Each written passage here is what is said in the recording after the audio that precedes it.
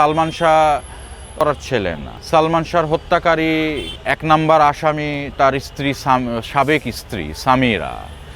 4 number আসামি ডন, আজিজ মোহাম্মদ ভাই, হ্যাঁ, রিজভি, বিউটি, আবুল ওর বাসায় কাজ করত, এরা সব এটার সাথে জড়িত। তারপর রুবি বিউটিশিয়ান ছিল, এরা এটার সাথে জড়িত।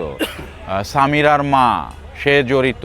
ওই রিজভির জবানবন্দি অনুযায়ী সামিরার মা 12 লাখ টাকা দিয়ে স্পেশাল কিলার ভাড়া করেছিল সালমানকে হত্যার জন্য। তো রিজভির জবানবন্দিটাতে তো বোঝা যাচ্ছে হত্যা করব।